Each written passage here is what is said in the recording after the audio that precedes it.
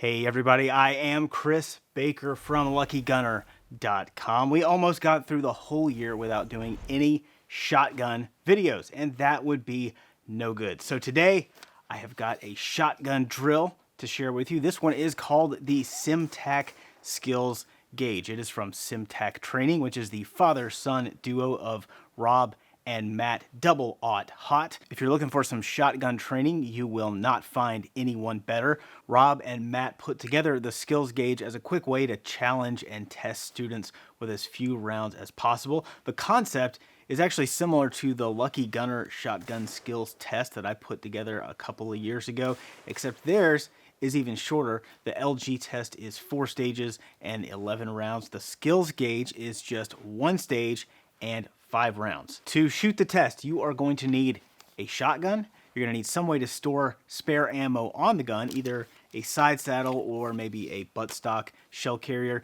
You will need 5 slugs. Load 4 in the shotgun and the 5th slug on your ammo carrier. The targets are 2 IDPA style silhouettes.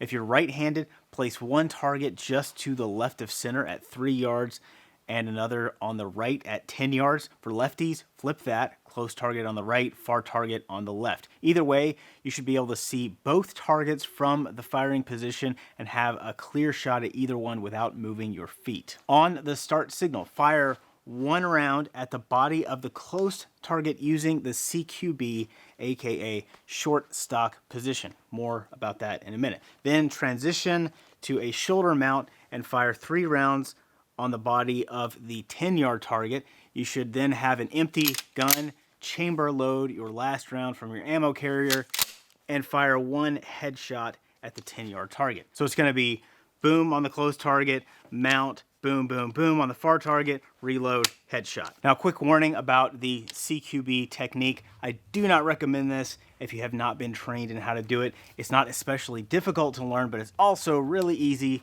to smack yourself in the face with a thumb or an optic if you don't know what you're doing. At the very least, go and watch the video I did a while back on the technique before you attempt it, but I am not responsible for any bloody lips or noses. Okay, scoring. For every point down on the target, add 1 second to your time. For the headshot, the entire head box counts as a hit, but if you miss the head box and get it down in the body, you're gonna add 2 seconds for that one. For line breaks, you do get credit for the higher scoring zone. If you want to earn a challenge coin during a Symtac training class, you have to shoot this in under 6 seconds with a pump action or under 5 seconds with a semi-auto. Those are pretty spicy standards, especially when you've got everyone in the class staring at you.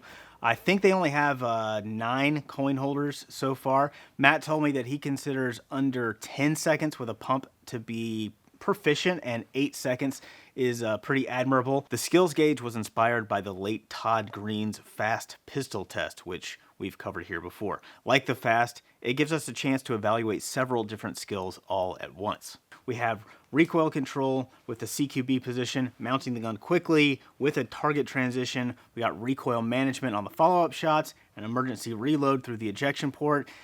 And we could debate the real-world value of shotgun reloads, but if you're going to work on one, that's the one to know. And finally, we have the precision headshot, at least precision by shotgun standards. Let's take a look at how I did on the Symtac skills gauge the other day at the range. I actually have the wrong target here. Technically, it's supposed to be an IDPA target, and that's an IPSC target. Same overall size with slightly different scoring zones. I tried it first with a Remington 870. It had been a little over a year since I had practiced with this gun at all, and I didn't do any warm-up shots, so this was completely cold. Despite that, things were going pretty well until I got to the reload. That was kind of a disaster. I shot it clean, but my time was 10.72. What happened there is that the shell lifter was blocking the ejection port. If we watch this in slow motion, you can see that I pushed forward on the fore end just a hair before I let go of it. And on the 870, if you do that, it will cause the lifter to rise, and then you have to kind of push it back down if you want to get a shell in there. So I gave it another try, and that time the reload went much smoother. The headshot was a little high, but I asked Matt about it, and he said it does count. So that's another clean run with a time of 7.11. Not a coin run, but I felt pretty good about it. Next, I tried it with the semi-auto Beretta 1301. I actually forgot to put a battery in the optic before the first run, so that slowed me down a little. 7.77 seconds clean. I got the optic going for the second run and cleaned it in 5.79. I knew I could probably pull off a coin run if I got warmed up a little, but I didn't have any slugs left at that point, so I had to come back a couple of days later. I shot through a box of birdshot with the 870 to kind of knock the rust off my reloading technique. I decided to try keeping the stock mounted to my shoulder the whole time rather than bringing it down under my arm for the reload. I like to bring it down for extra support when I'm loading the chamber and stuff in the mag tube. For a quick chamber load though, I don't really need to do that. It's not so much that keeping the gun mounted is a whole lot faster per se, but I often run into hiccups when I'm trying to remount the gun quickly after the reload, so it's just a little better to keep it mounted if I can.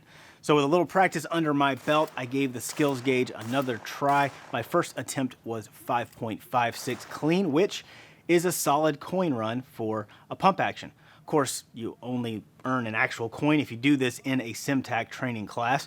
I also did not set up the camera where you could see both me and the targets this time, so you guys can call foul on that if you want. I decided to give it one more shot and go all out just to see how fast I could do it.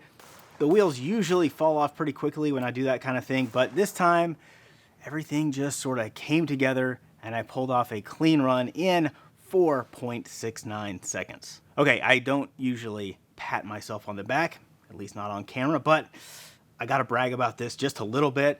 And I did just show you that miserable 11-second run. So this is not an everyday occurrence for me, but that reload was a thing of beauty. Just a quick note on that reload. A lot of people prefer going over the top of the receiver to load the chamber, and that can be faster. I prefer to go under the bottom because that way I can keep all of my shells oriented in the brass down position in the carrier. So I'm grabbing them the same way whether I'm going for the port or going for the mag tube. The downside is that you can't see what you're doing when you go under the receiver like that. That's okay. I'm not trying to guess where the port is. I like to wrap all my fingers around the shell kind of like that and then pin it against the side of the receiver and just sort of slide it up into the ejection port. When the shell finds the port, it's just gonna drop right in. That's always faster than trying to just chuck it directly in the port without seeing it. Of course, you don't have to get a sub 6-second run to be a competent shotgunner. Take your time, get your hits, nail down the manipulation so that they are second nature. 10 seconds is a very reasonable standard for the average shooter. Then you can work on doing it a little faster if you want. I would love for you guys to give this a try and let us know how you do.